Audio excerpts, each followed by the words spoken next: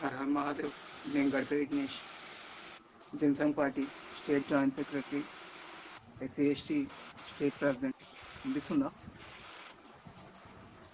వినిపిస్తుందా శివ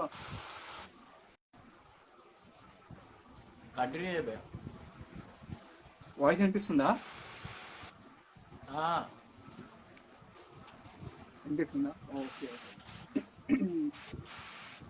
అయితే ఈరోజు లైవ్కి రానికి కారణం ఏంటంటే ఇక్కడున్న బీజేపీ పార్టీ మిషన్ 19 మిషన్ 12 అనేసి ఎస్సీ ఎస్టీ ఎమ్మెల్యే సీట్లను టార్గెట్ చేసుకుంటే అక్కడున్న ప్రజలను మభ్యపెట్టాలని చూస్తున్నారు. అయితే మనం ఇవాళ అంబేద్కర్ గారి గురించి మాట్లాడుతున్నాం. ఏంటంటే మనకు ఒకటి వ్యక్తిగత భావస్వేచ్ఛ అంటే ఏదైనా తప్పు అవుతుందంటే తప్పు, అబద్ధం అయితే మనం ఎవరైనా ఒప్పుకోం, మనలాంటి వాళ్ళమైతే ఒప్పుకోం, స్టేట్ అయినా కానీ సెంట్రల్ అయినా కానీ.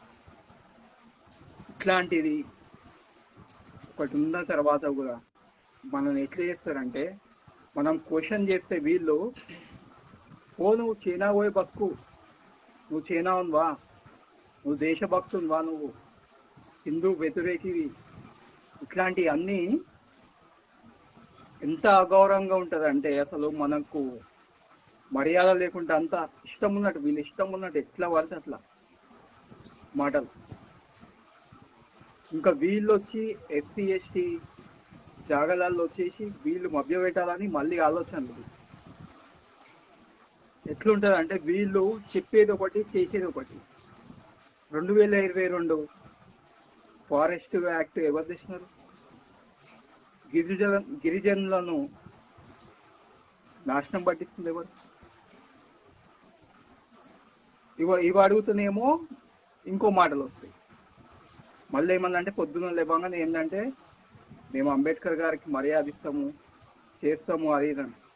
ఆయన అప్పట్లోనే 4 పిహెచ్డీలు చేసినా కానీ ఇంకా ఆయన ఎంత కష్టపడ్డాడంటే చిన్న ఉన్నప్పటి నుంచి చదువుకొని పోతే అక్కడున్న దళితులు, అప్పట్లో హరిజనులు అంటుండే, అప్పుడు గవర్నమెంట్ హరిజనులు అని ఒక మంచి మాట, ఒక మంచి పేరు పెడితే ఇప్పుడు మళ్ళీ దళితుల కాడికి తెచ్చేసినారు.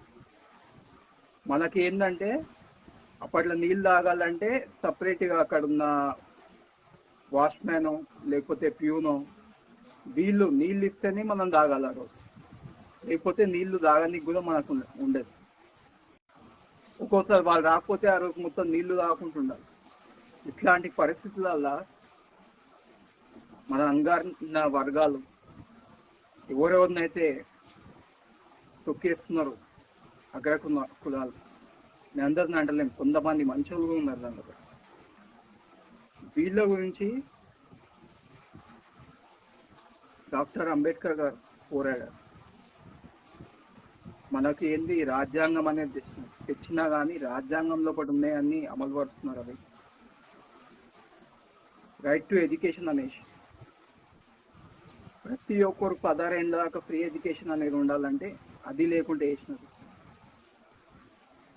మళ్ళీ వీళ్ళు వచ్చి మాట్లాడతారు. వీళ్ళకి అంబేద్కర్ మీద అంతగానం ప్రేమ ఉంటే ఇక్కడ ఎవరెవరైతే బస్తీలలో నివసిస్తున్నారో బస్తీలను ఎందుకు మంచిగా చేస్తారు? ప్రతి ఒక్కరు గమనించాలి. అప్పట్లో ఎట్లుండే అంటే వాళ్ళ భార్యను, ఆమె భార్యను, అంబేద్కర్ గారి భార్యను పండర్పూరికి తీసుకొని పోలేదు. ఆమె బ్రతికున్నప్పుడు మనకు సమాన హక్కులు వచ్చినప్పుడే పోదామనేసి. తిండి లేకుండా కానీ నేను చదువుకున్నాను. ఇప్పుడు మన వాళ్ళు ఏం చేస్తున్నారు? మన వాళ్ళ చాలా తప్పు. చదువుకోండి నాయన అనేసి అంటే కొత్త టెక్నాలజీ ఎవరి చేతిలో కూడా ఫోన్లో ఓకే యూజ్ చేసుకోండి, ఏమైనా ఆన్లైన్ గేమ్లు ఇట్లాంటి టైం పాస్ చేసుకుంటా చాలా మన చేతులతో మనం మన కాళ్ళని నరుకుంటున్నాం. ఎట్లా అంటే ఒక ఎమ్మెల్యే కొడుకు నెక్స్ట్ ఎమ్మెల్యే కావాలి, లేకపోతే ఎంపీ కావాలి, ఇట్లాంటివి కానీ మన బస్తీలలో మనం మనం ఎప్పుడు పోవాలి? ఉన్నారు, మనకు కూడా ఉన్నారు, ఎమ్మెల్యేలు ఉన్నారు, ఎంపీలు ఉన్నారు, కానీ ఏం చేస్తున్నారు ఆలోచించండి. ఇంకేంటి బీజేపీ ప్రజా గోస, బీజేపీ భరోసా. ఎవరు గోస పెడుతున్నారు, ఎవరు భరోసా ఇస్తున్నారు? ప్రతి ఒక్క దాని మీద ట్యాక్స్, ప్రతి ఒక్క దాని మీద ట్యాక్స్. ఈ నువ్వు చెప్పిన ఇప్పుడు ప్రజాగోస పల్లెగోస అని ఆ విషయం గురించి మాట్లాడాలంటే ఒకటే విషయం లైన్ చెప్తా. దయ్యాలే వేదాలు వలిస్తాయి అంటారు కృష్ణవా, దయ్యాలు వేదాలు వలిస్తున్నాయి అంటారు. ఆ లైన్ కరెక్ట్ సూట్ అవుతుంది తెలంగాణ బీజేపీ.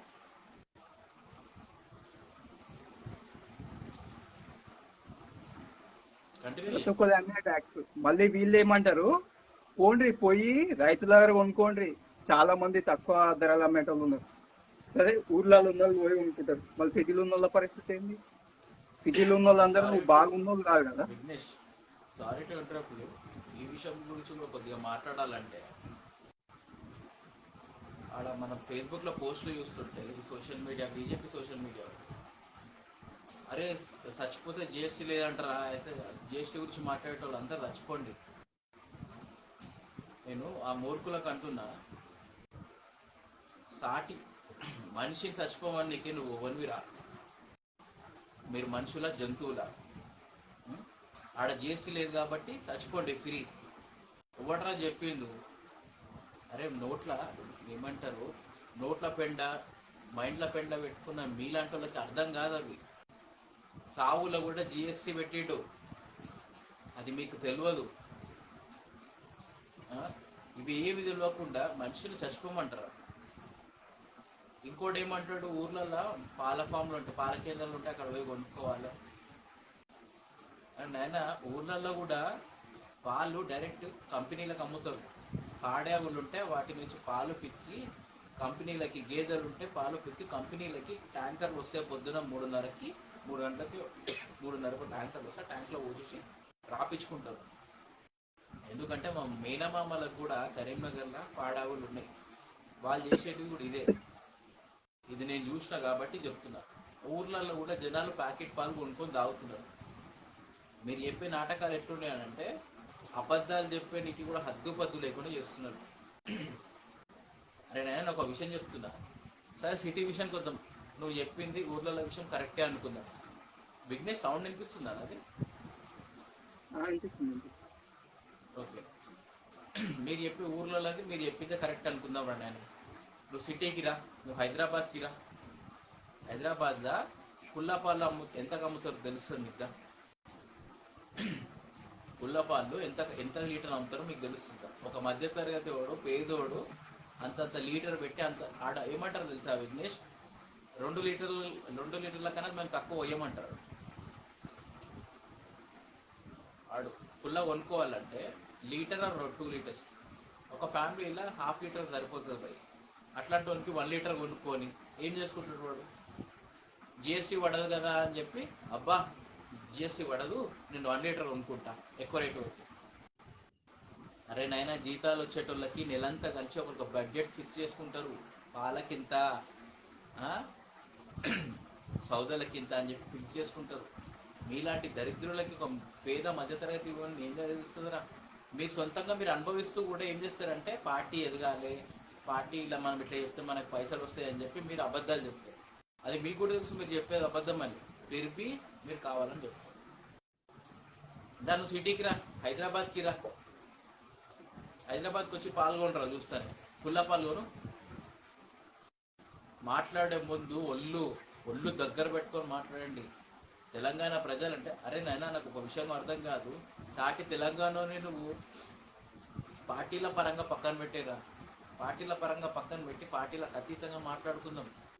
సాటి తెలంగాణడు కష్టాలు అనుభవిస్తుంటే నువ్వు నేను ఈ పార్టీలు ఉన్నా కానీ నువ్వు కష్టాలు అనుభవిస్తూ కూడా ఏం చెప్తావు? పార్టీని అబద్ధం చెప్పాలని లేద్దామని చెప్పి నువ్వు అనుభవిస్తూ వేరేవాడు అనుభవిస్తున్న కష్టాన్ని హేళన చేస్తావు. అది నీకు కూడా తెలుసు, మనసాక్షికి తెలుసు తప్పు చేస్తున్నాను, కానీ ఫిర్బీ కావాలని చేస్తున్నాను. ఇది కరెక్ట్ కాదు. నీ మనస్సాక్షి చెప్పింది చెయ్యి. మనస్సాక్షిని చంపేసుకొని ఇట్లా బతుకుతారా మీరు? నాకు అర్థం కాదు. మనస్సాక్షిని చంపేసుకొని నోటికి వచ్చిన అబద్ధాలు. నేను అంటున్నా కదా, సిటీకి ఇన్వైట్ చేస్తున్నా, వీడియోలో మాట్లాడిన వెదవకి చెప్తున్నా, పోషిడీకి దానికి, నువ్వు సిటీకి రారా, నువ్వు సిటీకి రా, సిటీకి వచ్చి పాలు కొను, పెరుగు కొను. సూపర్ మార్కెట్లలో మాత్రమే వీళ్ళకి ప్యాకెట్లలో దొరుకుతాయి అంటే, మిగతా కిరాణా షాప్లలో కుల్ల పోస్తారు. మనం ఏ కిరాణా షాప్ కుల్ల పాలు ఇచ్చేది? ఏ కిరాణా షాప్ కదా కుల్ల పెరుగు అమ్మేది? కుల్ల అమ్ముతారు కొంతమంది. ఎంత రేట్ ఉంటే డబుల్ రేట్ ఉంటుంది. అది కొనుక్కునే వీలు ఉంటుందా వీళ్ళకి, మధ్యతరగతి పేదోళ్ళకి? మీ మోడీ పుణ్యాన 8 గంటలు పని చేసేటోడు 12-16 గంటలు పని చేయాల్సిన పరిస్థితి వస్తుంది. వాడు 12-16 గంటలు పని చేసుకొని వచ్చి అప్పటి వరకు వాని కోసం రైతు బజార్ మార్కెట్లు ఉంటాయి, మోండా మార్కెట్ ఓపెన్ ఉంటుంది. అప్పుడు 20 కూరగాయలు తెచ్చుకోవాలి, కుళ్ళ దొరుకుతాయని చెప్పి జిఎస్టీ పడదని చెప్పి అప్పటి కోసం వీళ్ళకి మోండా మార్కెట్ ఓపెన్ ఉంటుందా? వాడు రాత్రి 10:30కు వస్తాడు అనుకో, డ్యూటీకి వెళ్ళి 9:30-10:30కు వస్తాడు. అప్పటి వరకు నీకు మోండా మార్కెట్ ఓపెన్ ఉంటుందా? చెప్పే మాటలు మాట్లాడాలన్నా లాజికల్గా మాట్లాడాలి. మెహందీపట్నంలో రైతు బజార్ ఉంది, కొత్తపేటలో ఉంది, అవన్నీ అప్పటి వరకు ఓపెన్ ఉంటాయా? ఓపెన్ ఉంటాయా చెప్పురు జరా. అప్పుడు ఆడెక్కడ పోతాడు? ఆ కూరగాయలు, చిన్న చిన్న కూరగాయల బండి అప్పటి వరకు తిరుగుతాయా? తిరగవు. ఆడెక్కడ పోతాడు? కూరగాయలు సూపర్ మార్కెట్కే పోతాడు. సూపర్ మార్కెట్ పోయి ఆ ప్యాకెట్లదే కొనుక్కోవాలి. మన పరిస్థితి ఏంటప్పుడు? అరే చిన్న చిన్న వస్తువుల మీద ఎట్లా పెంచుతారు? ఆ గాస్తా అని చెప్పి అడగడానికి చేతగాని వెధవలు దాన్ని ఇంకా పెంచి పోషిస్తున్నారు. మళ్ళీ ఫోటోషాప్లో ఇన్షాట్లో తయారు చేసిన ఒక పేపర్ పట్టుకొస్తారు, ఇగో ఇది అసలైన జిఎస్టీ, వీటి మీద వర్తించదు. వీటి అరే నాయన అథెంటికేషన్ డాక్యుమెంట్స్ పెట్టుర్రి. మేము మాట్లాడిన తప్పైతే బరాబర్ క్షమాపణ కోరుకుంటాం. మాకు ఆ సంస్కారం ఉన్నది. సంస్కారహీనులాగా మాట్లాడేది మీరు. ఫోటోషాప్లో ఎడిట్ చేసుకున్నది, ఇన్షాట్లో ఎడిట్ చేసుకున్నది పెట్టేస్తారు, ఓ ఇదే నిజం.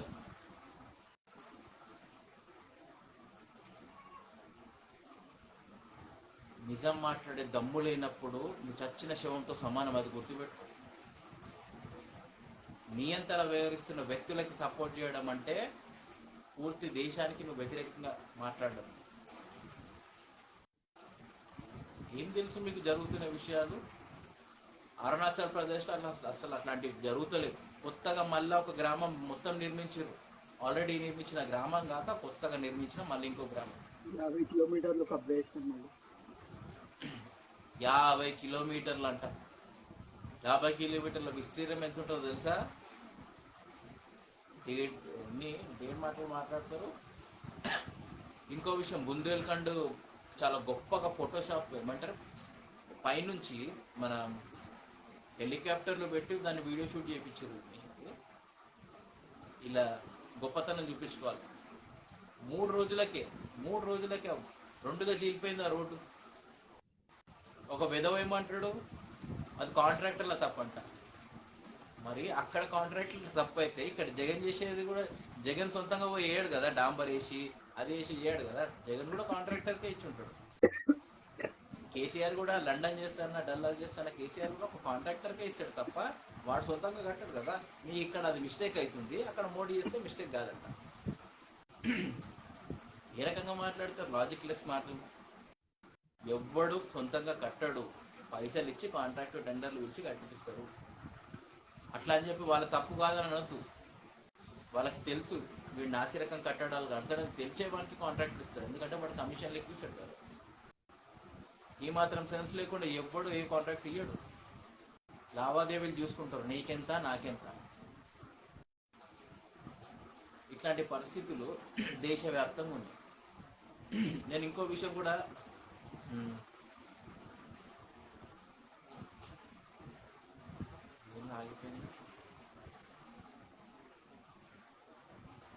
నా విజువల్ వస్తుందా?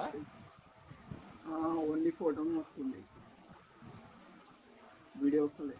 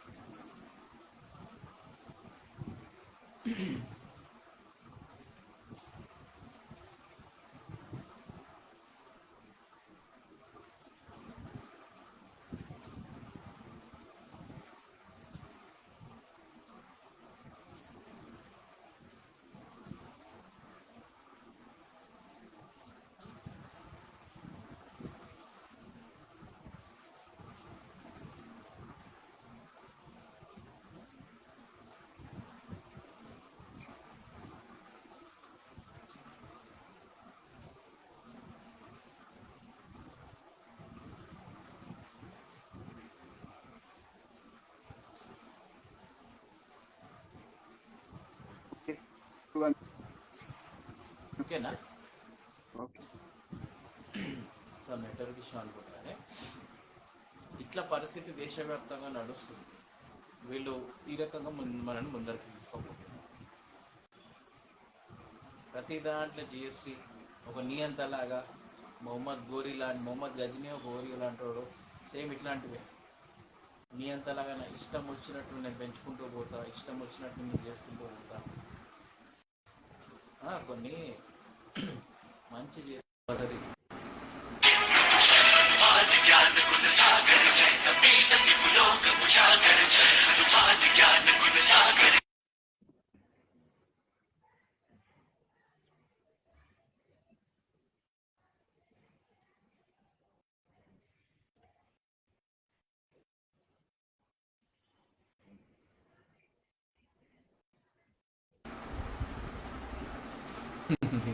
కాల్ చేసి లైవ్లో నాట పెట్టేసాను. పరిస్థితి ఈ రకంగా ముందరికి తీసుకోబోతున్నారు. నువ్వు కంటిన్యూ చేయవు. హిందీ అనవసరం డిస్టర్బ్. ఇక్కడ గొప్ప పార్టీ ప్రతి ఒక్క దగ్గర వీళ్ళు ధర్నాలు చేసినారు. వినిపిస్తుందా వాయిస్?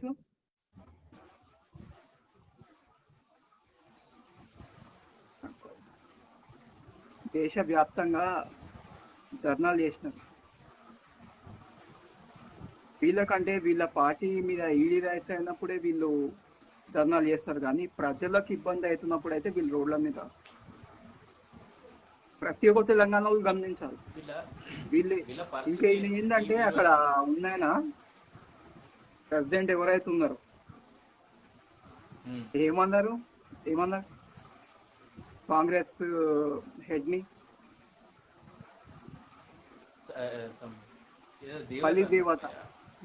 బలిదేవత అనేసి అన్నారు. వాళ్ళు ఏ రకంగా అంటే ఇక్కడ పిచ్చోళ్ళ వరకు అంటే బలిదేవత అన్నాయననే మళ్ళీ ఇప్పుడు కాంగ్రెస్ లో కూడా హెడ్ ఉంటాడు ఇక్కడ. అదే అంటున్నాను కదా.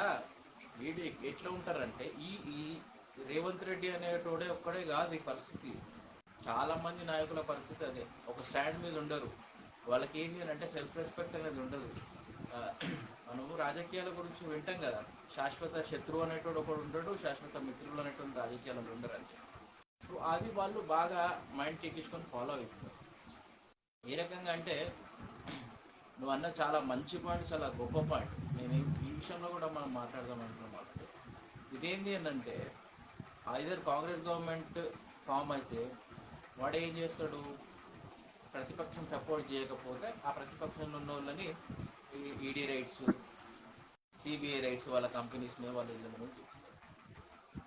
మళ్ళీ సేమ్ బీజేపీ గవర్నమెంట్ ఉన్నప్పుడు బీజేపీ వాళ్ళకి కాంగ్రెస్ వాళ్ళు సపోర్ట్ చేయకపోతే యాంటీగా వ్యవహరిస్తుంటే same ED raids, same CBI raids జరుగుతుంది.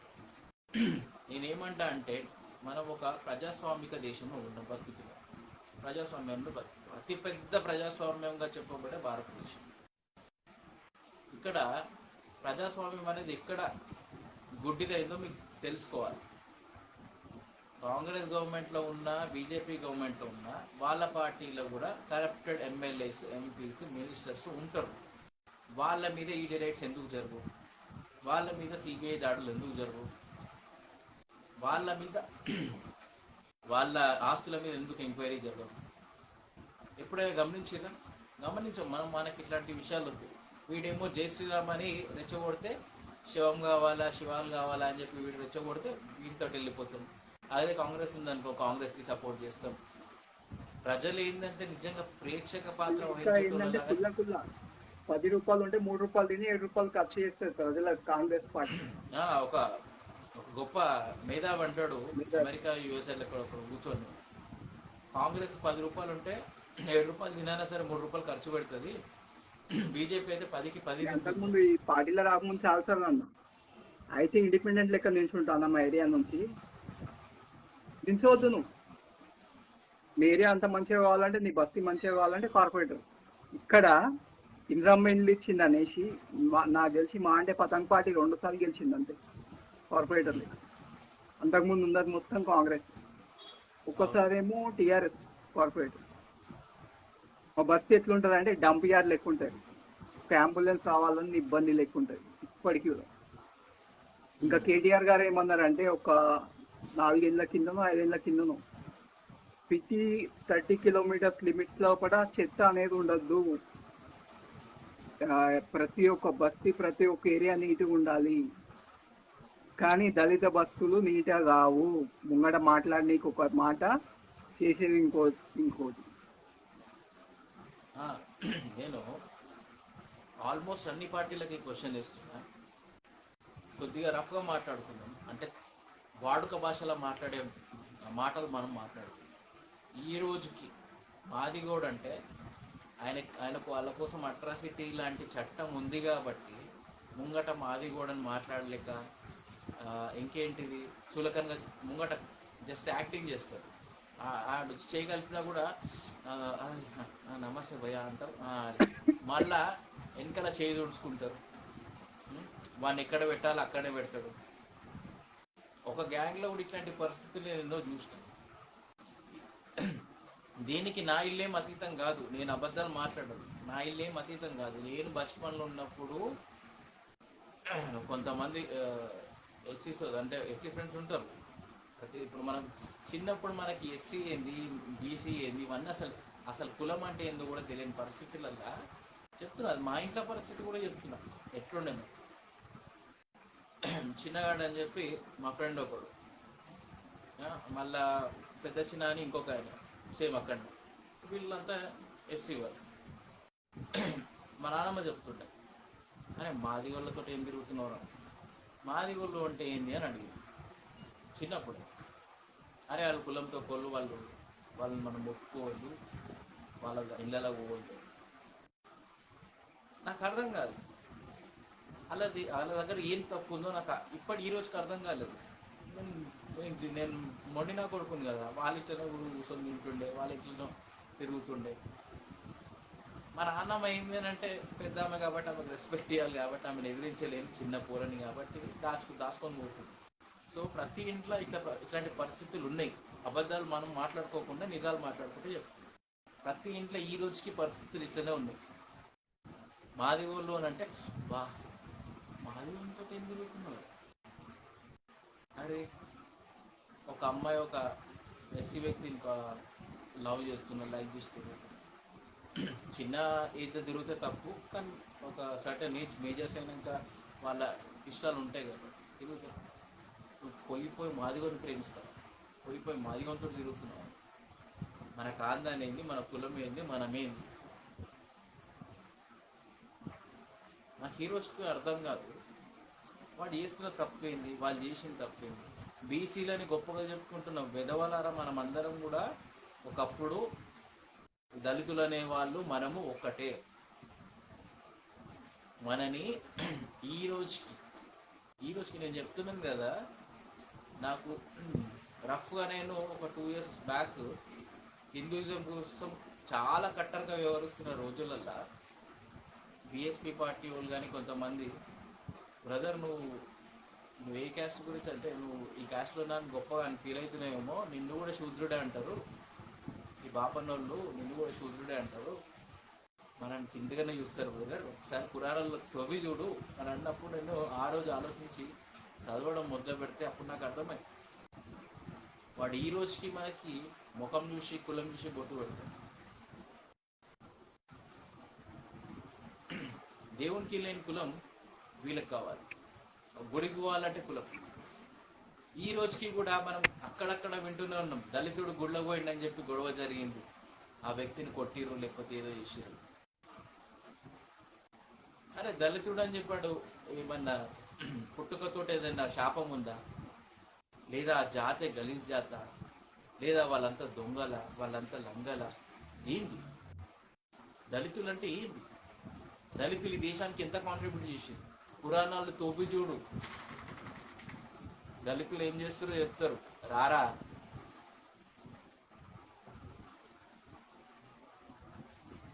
ఈ టైంలో వచ్చినాయం అయ్యా.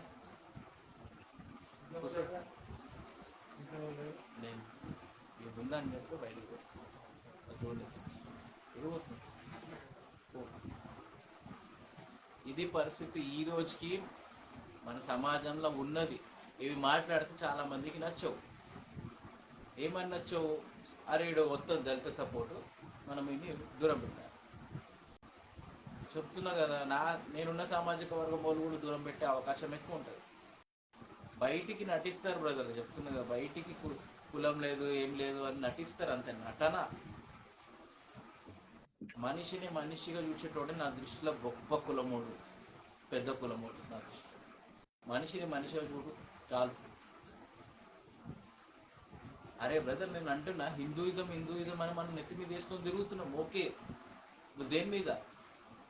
శ్రావణ భార్గవి అనే సింగర్ మీద మీ కోపాలు తాపాలు ప్రతాపాలు చూపిస్తారు.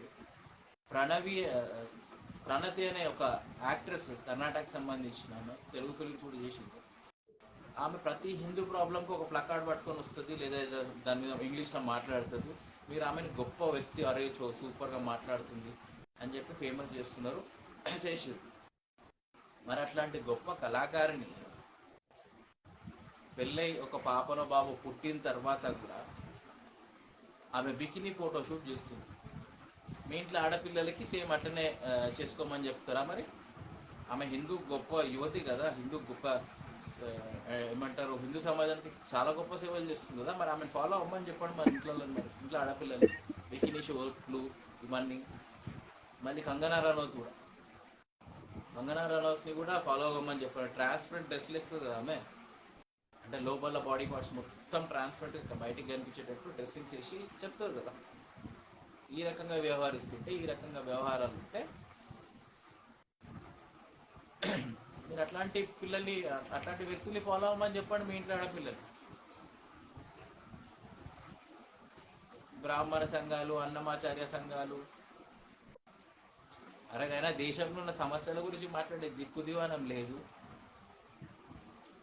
ఆకలి కడుపులతో మాడుతున్నారు దేశంలో, చదువు సంధ్యలు లేకుండా అవరగాలుగా తిరుగుతున్నారు, టెర్రరిస్ట్గా తయారవుతున్నారు, గూండాలు రౌడీలుగా తయారవుతున్నారు. వీటి గురించి మాట్లాడొద్దు మనం. అన్నమాచార్య కీర్తన అట్లా చేసింది. ఇంకా ఇట్లాంటి మైండ్ డైవర్షన్ ప్రోగ్రామ్స్ అంటే ఇవే అంటారు. ఈ రకంగా మైండ్ డైవర్షన్ ప్రోగ్రామ్లు చేసుకుంటే ఈ రోజుకి అట్లనే చేస్తున్నాడు. ఇసంటి వాళ్ళకి మీరు సపోర్ట్ చేయండి. చెప్తున్నా దేశం చాలా అభ్యున్నతికి పోతుంది.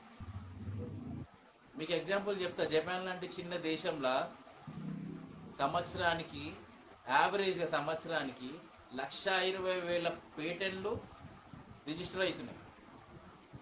వాళ్ళ ప్రతిభ, ఆ గవర్నమెంట్ అక్కడ వాళ్ళని ఎంకరేజ్ చేస్తుంది. ఈ దేశంలో ఎన్ని పేటెంట్ రైట్స్ అవుతున్నాయో తెలుసా? యావరేజ్గా 1500 సంవత్సరానికి పోతుంటే ఆ డిపార్ట్మెంట్కి, అలా పేటెంట్ రైట్స్ ఫైల్ అయ్యేది 6-7. ఎక్కడ పోతున్నాం మనం విదేశాలలో చూస్తున్నాము. ఏమని వాటర్ తోటి తయారు చేసిర్రు అంటే, నేను పొద్దున షేర్ చేసిన, ఎందుకంటే చాలా మంచి ఇన్ఫర్మేషన్. వాటర్ తోటి ఒక కార్ తయారు చేసి 100 లీటర్ల వాటర్ తోటి లైక్ కాశ్మీర్ టు కన్యాకుమారి పోయేంత మైలేజ్ ఇస్తున్న ఒక కారు తయారు చేసిన వ్యక్తిని డెమో చూపించిన రెండో రోజే చేసిర్రు. అక్కడ సంగతి చెప్తున్నా, ఇక్కడ చెప్తున్నా తొక్కేయడం ఎట్లుంటది. ఆయన తయారు చేసి డెమో చూపించిన రెండో రోజే విచిత్ర రీతిలో ఆయన చనిపోయాడు. ఆయన కార్ ఎక్కడ పోయిందో తెలియదు, ఆయన కార్ డిజైన్ ఎక్కడ పోయిందో తెలియదు. ఇది ఓన్లీ భారతదేశంలో జరుగుతుందని కాదు, ప్రపంచంలో జరుగుతుంది. అంటే ఒక ఆవిష్కరణని కార్పొరేట్ కంపెనీలు డామినేట్ చేస్తున్నాయి. దేశ గవర్నమెంట్ మాత్రం చోద్యం చూస్తూనే ఉంటుంది. ఈ రకంగా మనము ముంగడు పోతుంది, దేశ అభివృద్ధి ఈ రకంగా పోతుంది.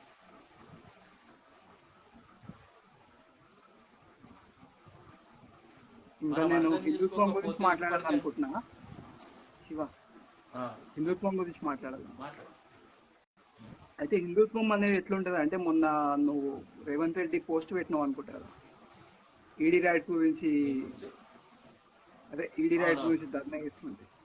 కింద ఒకడు కామెంట్ పెడతాడు, అర్ధనగ్న ఫోటో ఉంది ఎవరిదో 90s.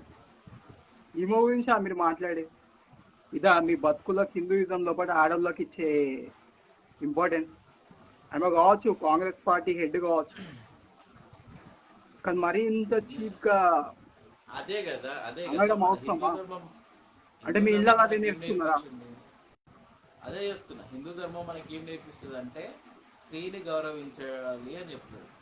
వాళ్ళు తప్పు చేసిండొచ్చు, బ్రోతల పనులు చేసిండొచ్చు, ఇంకేదైనా కూడా అయ్యిండొచ్చు బ్రదర్. మనం ఒక స్త్రీని ఆ లెవెల్లో మనం చూపించకూడదు, ఆ లెవెల్లో చూపించకూడదు. నీ ఇంట్లో నీ ఫోన్ కెమెరాతోటి నువ్వు చేసే పనులని, ఇంట్లో ఆడవాళ్ళు చేసే పనులను కూడా రికార్డ్ చేసే జమానా ఇది. వాళ్ళందరినీ నువ్వు ఆపగలుగుతున్నావు, వాళ్ళందరినీ ఆపలేవు. నువ్వు మాట్లాడే ఈ విషయాలన్నింటి గురించి కూడా తీసుకుంటే స్త్రీని గౌరవించే మ్యాటర్లో హిందూయిజం చాలా డౌన్ అయిపోయినట్టే లెక్క. మీరు మాట్లాడుతున్న, మీరు చేస్తున్న పద్ధతులు చూస్తుంటే హిందూయిజాన్ని మీరు మీ చేతులారా కిందికి తీసుకోబోతున్నారు. హిందూయిజాన్ని మీరు లేపే స్థితిలో మీరు లేరు. హిందూయిజాన్ని పూర్తిగా విచ్ఛిన్నం చేసే పరిస్థితికి తీసుకొస్తున్నారు. ముందు మనము హిందువులుగా, నిజమైన హిందువులుగా బతుకుదాం. నిజమైన హిందువులుగా బ్రతికి మనము 10 మందికి ఆదర్శంగా, 100 మంది దేశానికి ఆదర్శంగా చూపించాలి. ప్రపంచం విశ్వగురు అని చెప్పి అబద్ధాలు చెప్పుకోవడం కాదు.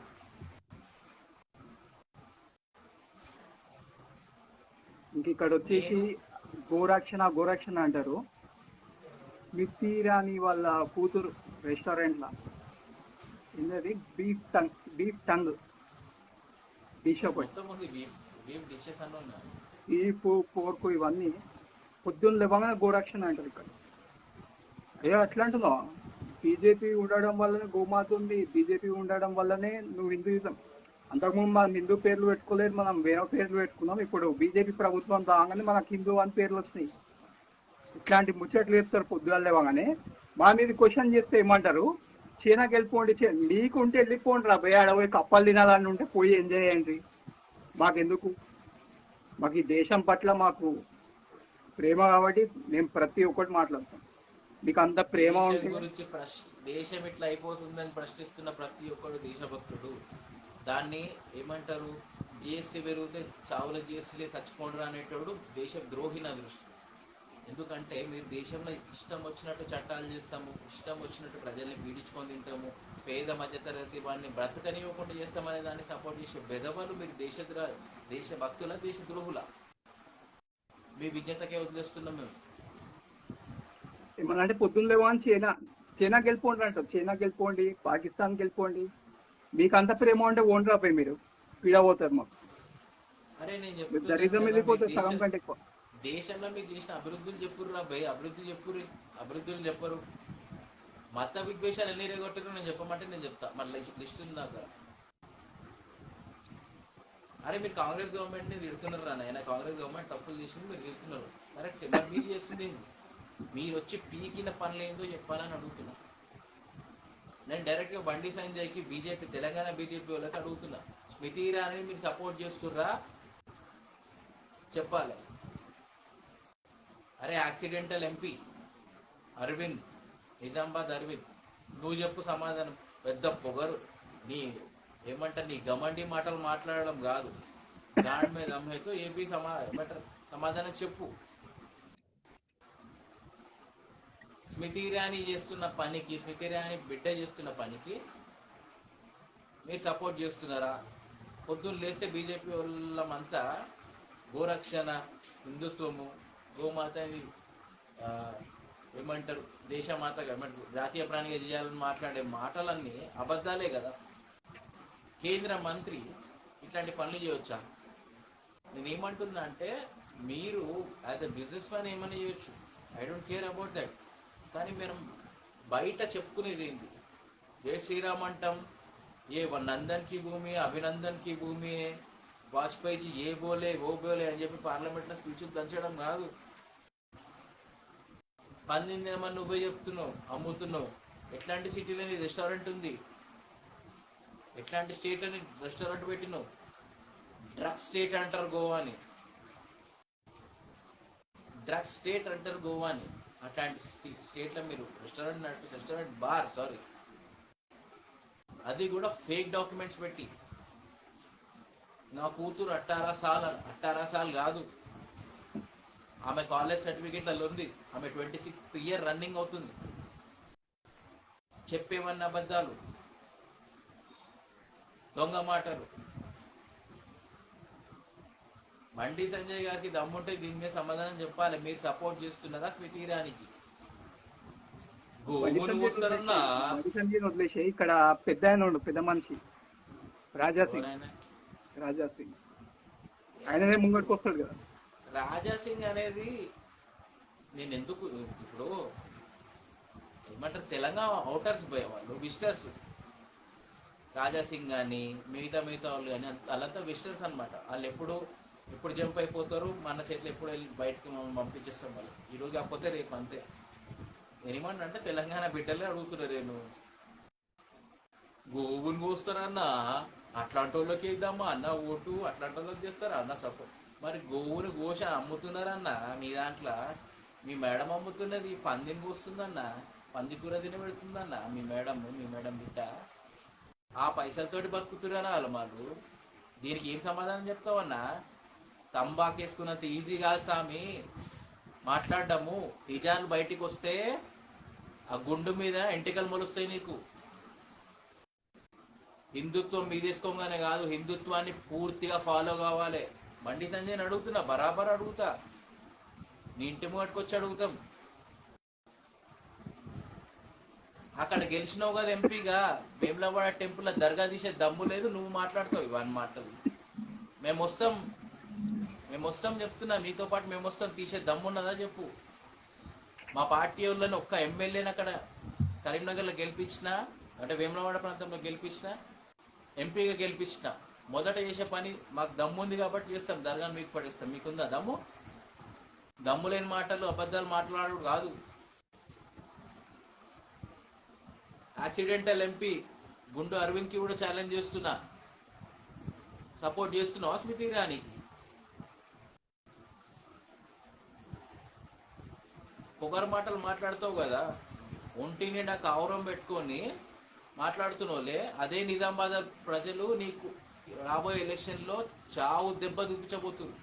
ఇది నాకు చెప్తున్నాను, రాసిస్తా నేను ఈ మాట.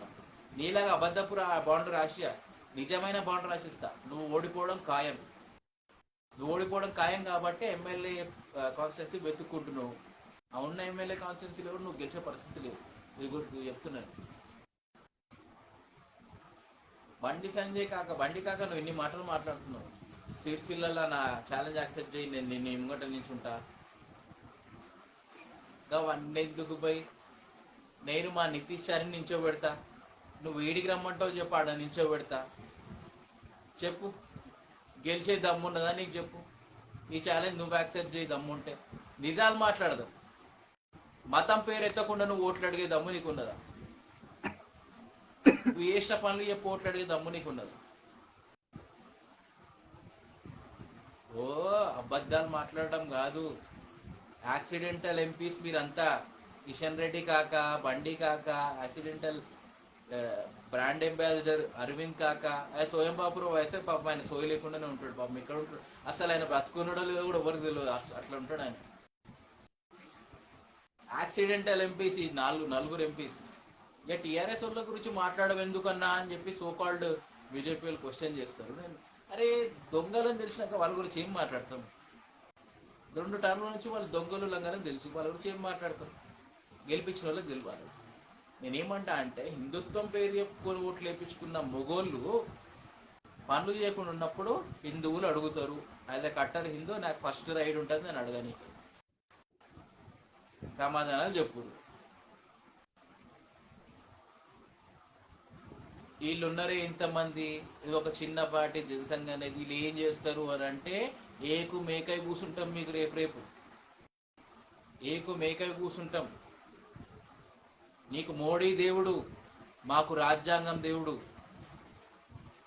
నీకు అమిత్ షా దేవుడు, మాకు ఈ దేశం దైవంతో సమానం. మేము నాయకుల కోసం కాదు, దేశం కోసం పనిచేయడానికి వచ్చినాం.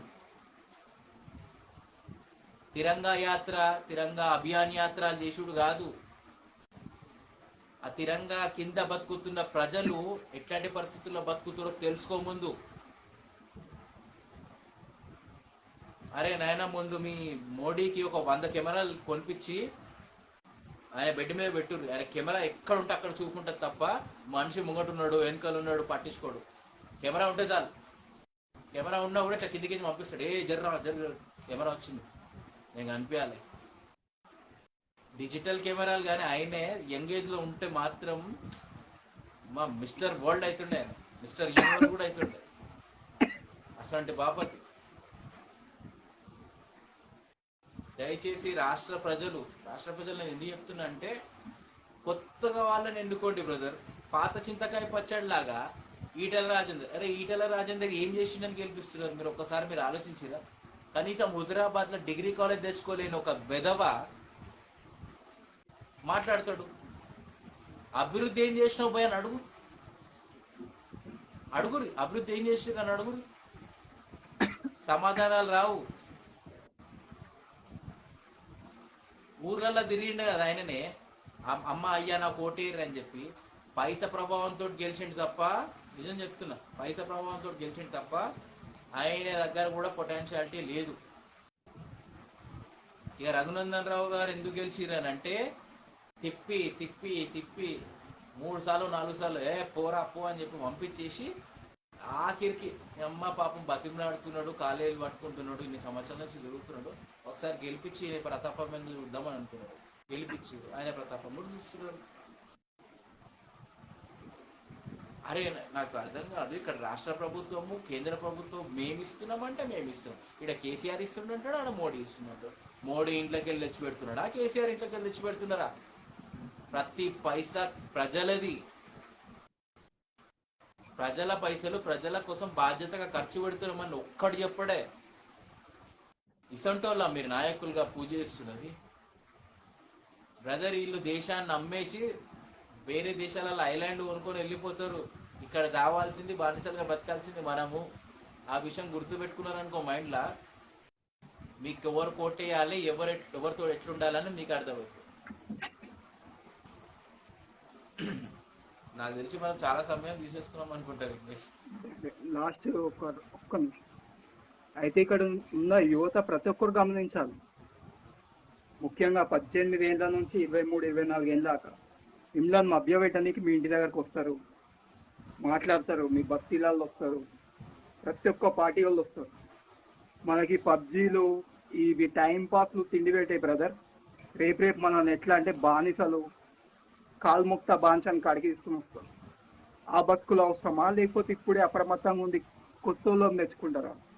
లేకపోతే మీరు రండి, జనసంఘ్ పార్టీ ప్రతి ఒక్కరికి వెల్కమ్ చెప్తారు. మనమే నిల్చుందాం, మన బస్తీలను డెవలప్ చేసుకుందాం, మన ఏజెన్సీ ప్రాంతాలను డెవలప్ చేసుకుందాం. మన బతుకులు మనం ఈ పాలిటిక్స్ ఒక జాబ్ లెక్క చూసుకోండి. మీరు జీవనోపాధిగానే చూడాలి. పాలిటిక్స్ ని కూడా జీవనోపాధిగా చూస్తేనే బెటర్. ఎందుకంటే ఒక ఎమ్మెల్యేకి ఏం తక్కువ శాలరీ లేవు. నేనేం కరప్షన్ చేయమని చెప్తాను కానీ శాలరీలే చాలు. ప్రభుత్వమే వెహికల్ ఇస్తున్నది. ప్రభుత్వం ఇప్పుడు నువ్వు ఒక్కసారి ఎమ్మెల్యేగా దిగిపోతే పింఛన్ వస్తుంది స్వామి, ₹1,00,000 పింఛన్ వస్తుంది. సరిపోదా నీ జీవితాంతం వస్తుంది అది. మనకు వీళ్ళకి కాశ ఏం అవసరం లేదు. దీనిలో పాటు కమిషన్ తిందాం, దాంట్లో కమిషన్ తిందామని చాలు మనకి.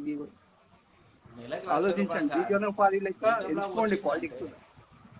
చాలా బెటరే.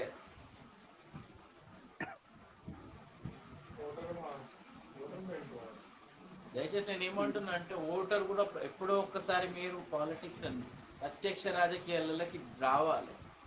ప్రతి ఒక్కరికి ముందు రాజ్యాంగం అంటే ఏంటి, దాంట్లో మనకున్న హక్కులు ఏంటి, ముఖ్యంగా లాస్ట్ పాయింట్ నేను మాట్లాడి దీన్ని ఎండ్ చేస్తా. సెక్షన్ 125A ఇది ఒకటి ఉన్నది. దీన్ని బయటికి తీసుకొచ్చి ఎలక్షన్ కమిషన్ ఎలక్షన్ కమిషన్ ఏర్పాటు జరిగినప్పటి నుంచి ఇప్పటి వరకు కూడా వాళ్ళు పూర్తి స్థాయిలో పనిచేయలేరు. 125A సెక్షన్ ప్రకారం వాళ్ళు అఫిడేవిట్ రాగానే వాడు ఆస్తులు పెడతాడు, ఆస్తులు సర్టిఫికెట్లు పెడతాడు. అవి నిజమా కాదా అని ఈ రోజు వరకు కూడా ఎంక్వైరీ చేయరు. జస్ట్ ఏమంటారు, అప్లికేషన్ అప్రూవా డిసప్రూవా అనేది చేస్తారు అంతే. నామినేషన్ ఫైల్ అయిందా లేదా ఇంతవరకే. ఎలక్షన్ కమిషన్ సీరియస్ గా తీసుకుంటే దేశ చరిత్ర ఈ రోజు వేరేగా ఉండేది. ఎలక్షన్ కమిషన్ ఫాల్టే అంటే నేనైతే పూర్తి స్థాయిలో ఎలక్షన్ కమిషన్ ఫాల్టే. ఈసారి మీటింగ్ కి పోయి దుమ్ము దులిపే ప్రోగ్రామ్ అయితే పెట్టుకున్నాం. నితీష్ చారి గారు దానికి ఇన్ఛార్జ్ ఉంటారు, మాట్లాడతారు ఆయన. ఎలక్షన్ కమిషన్ లో ఈసారి దుమ్ము దులుపుతాం, ఎందుకంటే ఊకునేది లేదు. మీరు కరెక్ట్ గా పనిచేస్తే ఈ కరప్టెడ్ నాయకులు రారు.